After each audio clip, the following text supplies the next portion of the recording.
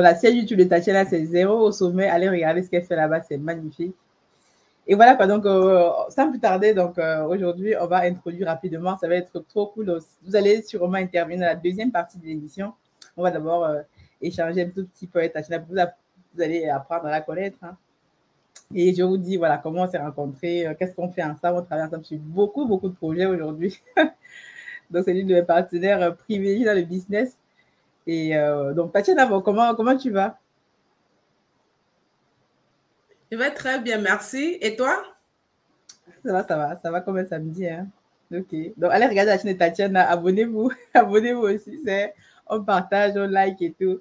Intéressant. Merci déjà, Sorel. Sorel a dit, allez regarder ta chaîne. C'est excellent. Donc, voilà. Présente-toi un peu. Voilà. Tu peux te présenter pour ceux qui ne te connaissent pas, ceux qui vont te découvrir ici aujourd'hui dans ce live. Alors, pour ceux qui me découvrent pour la première fois, je m'appelle Tatiana Chinda. Je vis en Allemagne où je travaille dans le domaine du marketing et de la communication. En parallèle, je suis entrepreneur et investisseur. Wow, excellent. Donc, tu es en Allemagne, toi, dans le domaine de la communication, quoi. Donc, ok. Et donc, du marketing, et du marketing, il faut marketing, d'accord, ok. De tous les jours, donc, on va dire, de la communication n'a aucun secret pour toi, quoi. Je ne dirais pas que la communication n'a aucun secret pour moi dans la mesure où on apprend tous les jours et on essaie davantage de s'améliorer.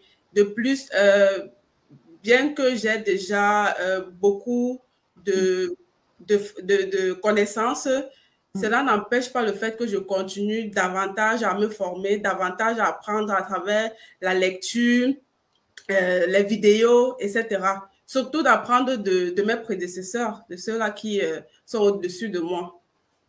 Ok, cool. Donc, dis-nous un peu, voilà, comment est-ce que, bon, je sais que tu fais aussi du business. Voilà, on va parler aujourd'hui de business, de communication. L'entrepreneuriat, c'est ce qui nous relie. L'entrepreneuriat, c'est une histoire d'amour. Ok, intéressant. Je voyais déjà, ça commence déjà très bien, une histoire d'amour. Ouais. Dis-nous un peu, voilà, comment toi, tu t'es lancé dans le business, parce que je sais que, voilà, tu sais qu'on travaille déjà depuis donc pour info, la famille, donc Tatiana, donc je travaille avec Tatiana sur plusieurs projets, comme je vous disais. Donc, on travaille déjà dans le projet Pisciculture, Africa Food Industries, que vous connaissez. On fait Amazon ensemble, donc on fait plein de choses ensemble. Donc, c'est l'une des l'immobilier aussi. L'immobilier ensemble.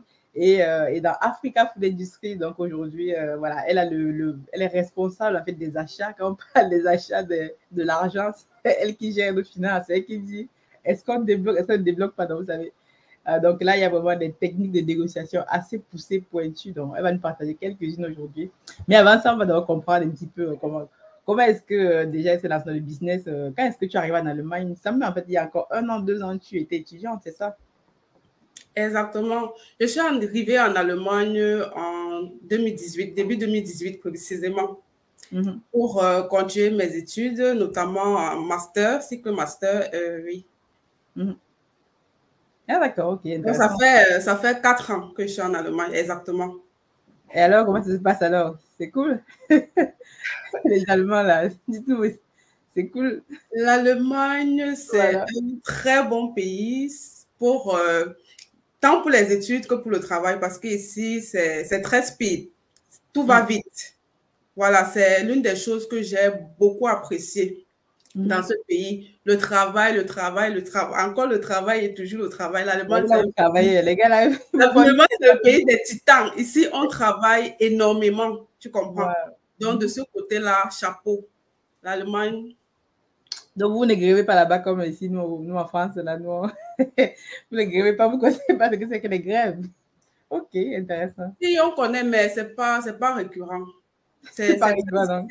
Quand les gars grèvent là-bas, c'est wow, c'est un événement exceptionnel. Ok, voilà. Intéressant. Donc, tu es en Allemagne depuis quoi? Depuis 4 ans, c'est ça? Depuis 4 ans. Ok, cool. Oui, 4 ans. Et donc, tu as fait tes études et tout, et après, tu as commencé à bosser, quoi. Et en parallèle de ça, je sais que voilà, tu faisais déjà du business au pays. Donc, parle-nous un peu de ton expérience de l'entrepreneuriat depuis le pays, quoi. Que toi, voilà, tu es une vendeuse déjà, comme le docteur Claudel d'avoir des vendeurs, mais elle, c'est une vendeuse déjà dès le début, quoi. Alors, relativement à mes débuts dans l'entrepreneuriat, c'était précisément dans le commerce. Ma mère qui est commerçante, en fait, je tiens ces qualités de vendeuse-là de ma mère, qui est une très, très grande commerçante. Oui, c'est mon modèle, c'est mon tout. Alors, dans l'enfance... Avant de continuer, les gars, donc partagez, abonnez-vous, partagez là, parce qu'ici, on va vous partager les techniques, mais voilà, inédit, quoi. Donc, abonnez-vous, partagez, et faire en sorte que voilà, le live puisse être un maximum de personnes, les gars, donc c'est important. Ok, vas-y, désolé de te couper. Dans l'enfance, mes frères et sœurs, mes sœurs et moi, on vendait avec ma mère. On était des commerçants ambulants. Tant le week-end que pendant les grandes vacances. On avait souvent le capital, surtout pendant les vacances. Donc, on te donnait un plafond, un certain montant que tu devais avoir atteint après 3 mois de vacances. D'accord, ok. Oui, donc c'est comme ça, au fil des années, j'ai vendu encore et encore. Et c'est précisément à partir de 2010 que je commence à vendre à mon propre compte.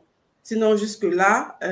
Vous vendez concrètement, du coup, explique-moi un peu qu'est-ce que vous vendez concrètement. On vendait tout ce qui donne l'argent. Ça veut dire quoi? Principalement les bijoux. Maintenant, pendant les vacances, en fait, on vendait tout ce qui donne l'argent, comme je l'ai dit précédemment. Maintenant, quand il y a des marchandises saisonnières, pendant les vacances, par exemple, tu sais, c'est la saison des pluies au Cameroun. Donc, lorsqu'il pleut, les choses qui passent, ce sont les parapluies, les chapeaux de bain. Voilà. Oui, donc, en fonction des saisons, on s'adaptait. Moi, nous fournissait les marchandises qu'on devait vendre en fonction des saisons, ainsi de suite. Donc, tu t'es basé où, en fait? Tu t'es basé à Douala, c'est ça? À Douala, et on vendait précisément au marché de Moula-Moussadi.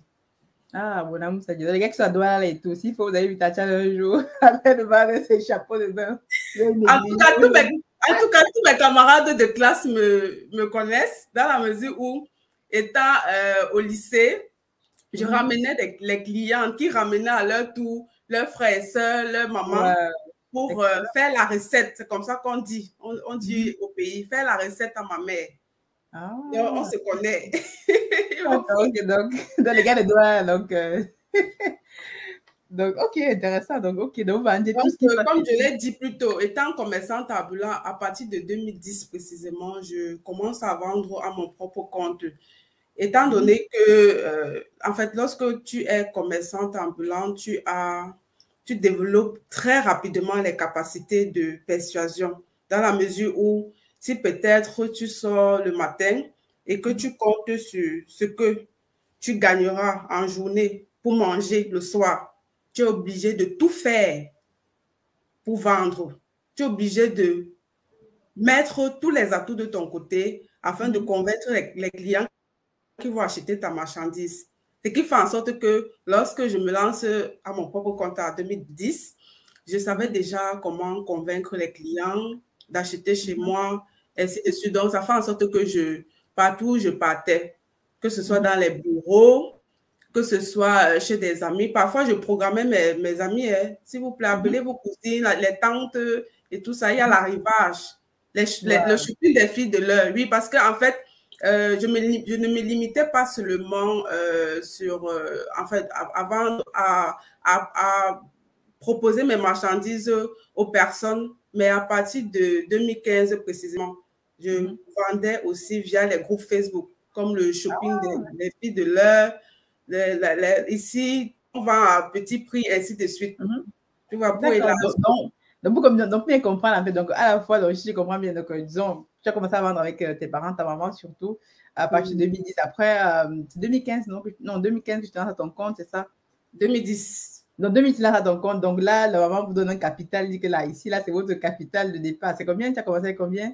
13 000 francs, précisément. 13 000, les gars. Mais ce n'est pas ma mère qui m'a donné, c'est l'argent que j'avais gagné. Parce qu'en fait, lorsqu'on vendait, c'est vrai qu'on vendait au compte de maman, mais elle nous payait Si on va dire ça comme ça. Là. Ah, d'accord, vous payez, donc quand vous vendez et tout, vous avez votre bénéfice, là, vous payez. Ok, excellent. Voilà. Chapeau la main, tu ok, donc vous payez. Et donc toi, donc, au bout de, en 2010, tu as 13 000 francs pour te lancer à vendre à ton compte.